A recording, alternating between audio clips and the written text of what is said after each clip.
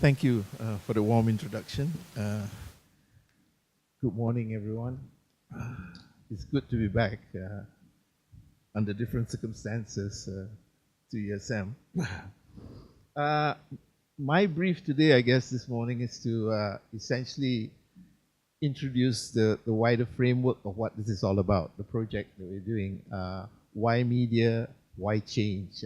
So my job essentially is to introduce why we're doing this, how we're going to go about doing this, and hopefully get some feedback from you guys as well. There's a vast literature on media, there's a vast literature on change, and a long history of the links between media and essentially change, whether it's social change or individual change. So change, there's change from an attitudinal and change from a social perspective. From an attitudinal perspective, we've had a lot of work on media. Have talked about movement from traditional to modern, having counterproductive attitudes, and with the introduction of media, they will become more modern, as it were. These are the early works on psychological states of mind and the role of the media. From people, the early effects research on media and the violence debate that media leads to violence, individual violence, and therefore leads to social violence. The argument that media have that kind of effect on particular attitudes and behavior, a kind of behaviorist approach. These are the kinds of research that were done and the assumptions that were made at that point in time on individual attitudes. And then in terms of the social aspects of it, from repression to liberation, the argument that media, especially by many of those people writing about liberation, people like Paulo Freire, talk about how media can help to liberate the masses, as it were, to empower them. Then on the other hand, there's the argument that media should really be about pattern maintenance, about making people function for established societies, what they assume to be established societies and what they assume to be legitimate societies. So there's also the arguments that media would evolve, right? Media would help people to evolve from traditional to modern, as it was said earlier, from colonialism to imperial, but the counter argument was that there was essentially colonialism, that the kind of evolutionary approach essentially did not take into account the history of colonialism, the history of imperialism. I'm going through this in a very general manner, but you can ask questions after that. Media, the role of media. Media as hero and media as zero. The argument that media will liberate society. But on the other hand, there's a counter-argument that media reinforces particular regimes, especially in many developing countries, Malaysia included. The argument that media changes attitudes. There's also the argument that media reinforce attitudes and maintain attitudes, a kind of psychological argument. Much of the research was based on this kind of notions and came up with those kind of conclusions as well. So media, there's so many aspects of media. Media can be seen as liberator, like I said. Media can be seen as the upholder of regimes and of repressive practices and power structures, and media as propaganda for political propaganda, commercial propaganda, or even religious propaganda. And we see this every day in new media and in old media as well, right? This notion of fake news that's prevalent now, although the very nature of fake news has been around for a long, long time. And then there's also the aspects of media. When we're looking at media, and these are things that we will be considering in any kind of MA at this level, where we're looking at the international media, the interlinks with the international and domestic. We have to look at public media, state-owned media. This is just to introduce the variety of media and the complexity of the media field, as it were, right? Private media, commercial media, visual media, print media, and the different genres available, right? From the factual ones, the documentaries, the magazine programs, the news reports, to the fictional one-off plays, series, serials, and so on and so forth, and even films, right? So these are the things that we will be introducing and analyzing and looking at in terms of how they can help to essentially promote the idea of change. So media and global change. Like I said, it requires us to identify, to discuss, and to problematize, yeah, wider society as well.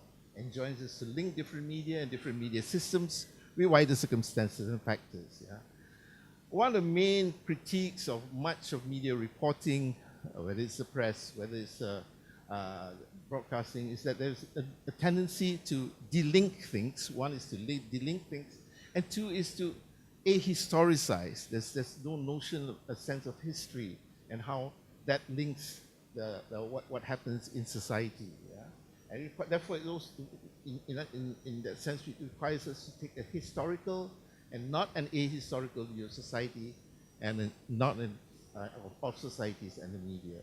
And it obliges us to view media and societies as dynamic entities, yeah, that are constantly changing, that are constantly in conflict as well.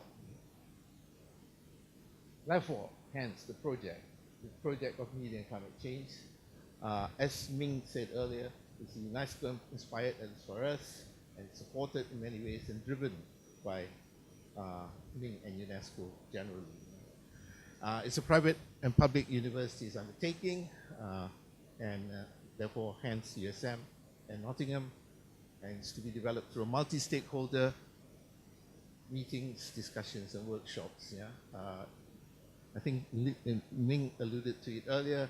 After these two workshops, there will be a regional workshop where the people from Fiji, hopefully, and Thailand, yeah, the representatives will be coming over.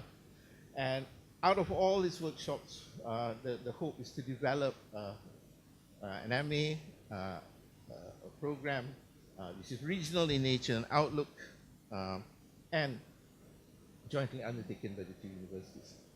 And there is a curriculum that the module has been designed by in Africa already, and there are resources, and therefore we will be working on those resources. But the idea with these workshops is to get local sort of case studies, local evidence, and from there develop a kind of program that's constantly changing, as it were, with time. So, why do you want to do this? Yeah, all the above reasons that I talked about, and also because of what was initially the Millennium Development Goals from 2000 to 2015. I think many of us are aware of those, with those eight sort of aims, some of which have been successfully achieved to a certain level, others which need a little bit more to be done. Yeah. So from the Millennium Development Goals that ended in 2015, came the Sustainable Development Goals from 2015 to 2030. And it is within this kind of context that the whole notion of media and climate change is being considered. Yeah? But I think one has to look at what is attempted at climate change in relation to all the others that are there. Yeah? Education, for example, number 4. And of course, number 16, peace, justice, and strong institutions, yeah, which quite a number of us are more concerned about in that sense, yeah, and linked to this notion of climate change, definitely linked to the notion of climate change. There's that video that I showed before. It's too long, 15 minutes. Somebody complained to me that it was too long on the organization, but I wasn't going to show it anyway. It's a TED talk by Michael Green, who is very, very supportive of the development goals, sustainable development goals, and discusses the limited successes of the MDGs, and he raises, and I think from a kind of liberal perspective, the potential of the SDGs, yeah, and critiques the idea of business as usual, as it were. And at the end of it, believes that things can be done. What Ming was talking about earlier, that there is a need for journalists to also provide accounts of success stories, yeah, and I think that's what we will be trying to do through those case studies. What Michael Green talks about in that video that's on YouTube is the success, the minimal success of the Millennium Development Goals, and raises a possibility of greater success with the SDGs. But his argument is that it cannot be business as usual, and that we need to move things, as it were, right? But the question is, how are we going to do that? Yeah, It's one thing to say that it cannot be business as usual. I think we need to also ask, what is business as usual? And this is where I believe, and many of us believe, that this program will have to look at the kind of theoretical component, the kind of more critical component of the program would look at who controls business as usual. The work of states, the work of governments, the work of markets, the impact of corporations, for example, at the global level, at the regional level, even at a local level, at a community level, how these are linked. Because we cannot talk about changes in business.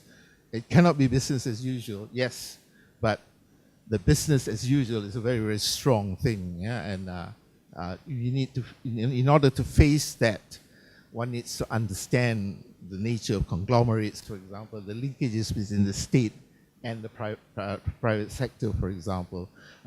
Formidable though the task may be, the importance is that we do begin an understanding of the links and also link up the dots in society.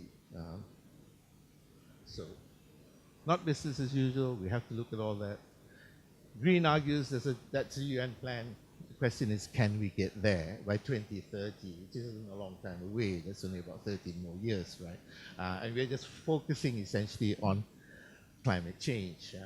As it stands already, someone like Donald Trump is arguing there's no climate change. Effectively, he's arguing that that's all fake news, but we'll look at that in this as well. These are, I think, questions we need to ask.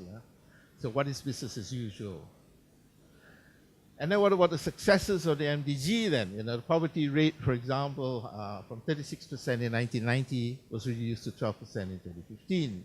So we can argue that, can economic growth get us to global goals? Green argues, no, we cannot get us to global goals. We must look at social progress as well. And there are three measures that are provided there. Basic needs, foundations for a better life. Basic needs meaning food, water, shelter, security. Foundations for a better life, the need for education, the need for information, the need for health. Clearly major problems in many developing societies, including ours. Access to education, access to information, access to health, right? And how the market impinges on all those things as well, right? The so-called free market. Third is the opportunity to improve, and this is linked to rights, linked to freedoms, and above all this, or underlying all of this, we need to ask how believable or how credible are the indexes that are there? How accurate are the statistics, especially national statistics, especially in closed economies, especially in repressive regimes. So these are skills, these are tools in terms of questioning accuracy of statistics, credibility of indexes that need, we believe, to be introduced in any sort of program, definitely in an NMA program. So the emphasis on social progress, Green argues that we already have the solutions to many of the problems outlined in the SDG. That's his argument. He says that if we prioritize the well-being of people, then we can make more progress than our GDP might expect. Of course, these are liberal exhortations, and the great thing about liberal exhortations is that they give you a kind of feel-good feeling. The problem with liberal exhortations is that it doesn't, many of these exhortations do not provide us with any way of achieving those kind of things without looking at power structures. So in many ways, we do share some of the beliefs there that we have to prioritize social progress.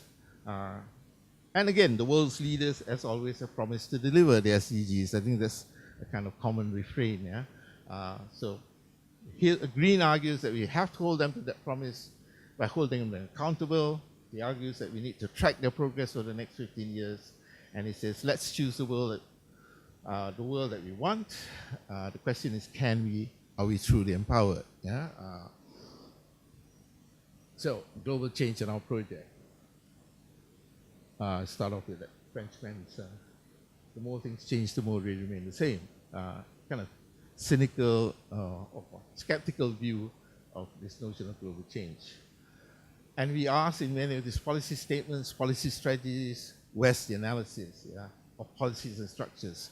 of ideology and power relations, of inequalities, of the capitalist world system, of the mythical us, the mythical we, yeah, of the histories of conquest, domination, exploitation. And I think we ask, and we need to ask this, yeah? I would stress that we need to ask this in a syllabus, in a module that looks at climate change and the media, yeah? And change generally.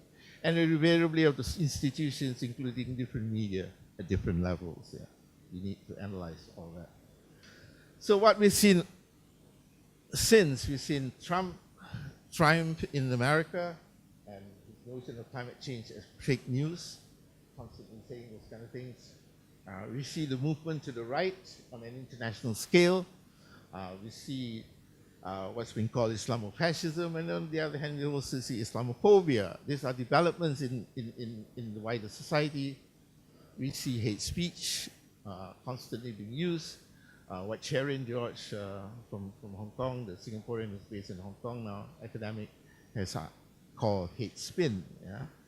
And this is at community, at local, at national, at regional, and even at global levels. And there is a need to discuss this, to analyze them, to link them, to see the links between them.